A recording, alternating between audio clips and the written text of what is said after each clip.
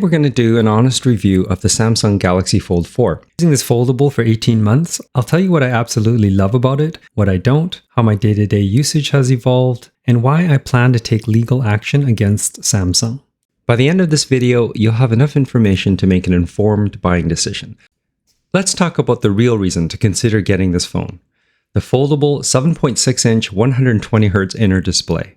The display makes this phone a very portable tablet that finally lets you watch videos, game, read and edit documents, and browse the web on the go on a decently sized screen. Unfortunately, I don't believe that Samsung's foldable screen technology is mature or reliable enough. I posted a video describing my inner screen problem and how I reached out to Samsung for resolution. The link is in the description. Since I posted that video, Samsung has responded refusing to repair my phone under any sort of warranty, and that I need to fork out $750 Canadian for repair. I've also had a flood of comments from many viewers that have had the exact same negative experience. Thank you all for the comments, and a special shout out to StanCal, a viewer who pointed out a class action lawsuit against Samsung for the same inner screen problem. This case, filed in the Southern District of New York, claims a breach of contract, quote, because the product was not durable and did break and become diminished in use in the course of normal usage, and did not last for 200,000 folds, end quote. The plaintiff's experience mirrors mine and many others in that users will first notice a minor crack running the length of the fold, and after the initial crack, a black, unresponsive zone will form. It further states that even cold temperatures are capable of causing the screen protector to snap instead of bend, rendering the screen non-functional when the phone is unfolded.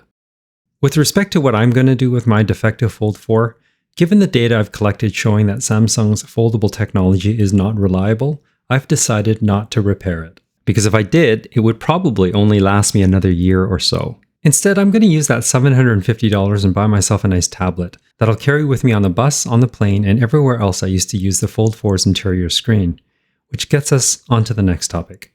If you decide to ignore my advice and take a chance on a Samsung foldable phone, I'd like to share with you my Fold 4 experience and how my day-to-day usage evolved.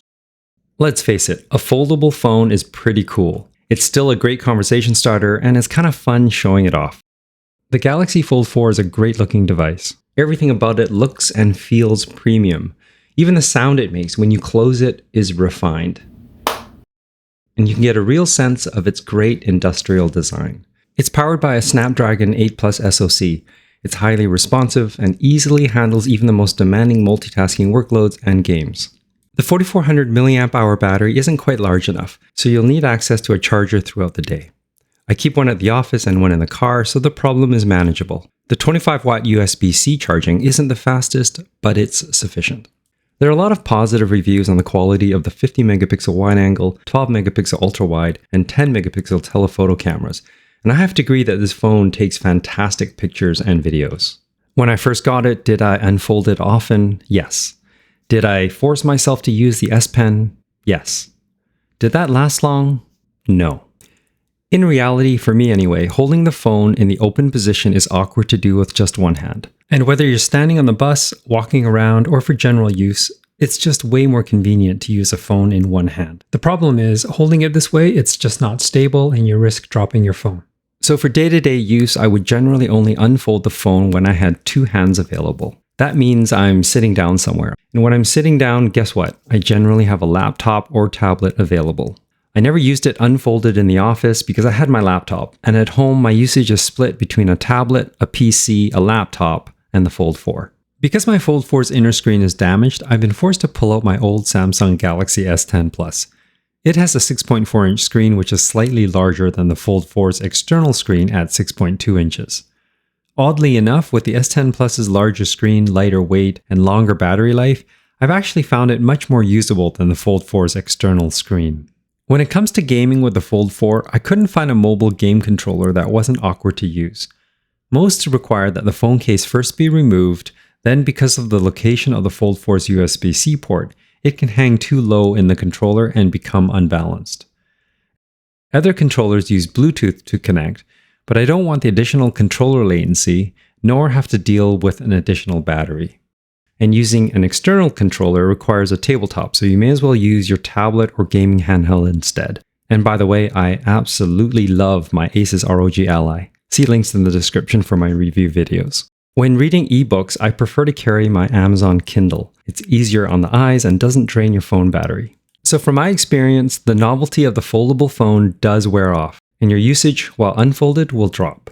After owning my Fold 4 for 18 months, I estimate I use the front screen 90% of the time. Don't get me wrong, if this inner foldable screen was reliable, which it's not, even with these drawbacks, I'd still get a foldable phone. For those of you who have already bought or still plan to buy a Samsung foldable phone, I really hope you don't suffer the same issues that I have. My advice to you is buy the extended warranty from Samsung if you still can. Check your credit card purchase protection insurance, and if you have it, you may need to outright purchase the phone instead of a monthly plan to qualify. Avoid using your foldable phone in cold weather due to its negative impact on the inner screen cracking. If you see any signs of the inner screen protector lifting, stop unfolding the phone and go to Samsung immediately. And I don't mean the next day or two, which is the mistake I made.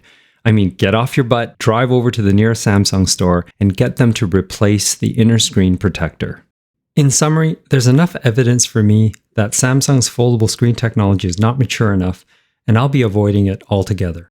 The foldable technology is a great idea, so I understand the appeal. And if you decide to buy one, I provided the best advice that I have in this video. Because I live in Canada, I'm unable to join the US-based class action lawsuit against Samsung that I described earlier. Therefore, I plan to take legal action myself against Samsung Canada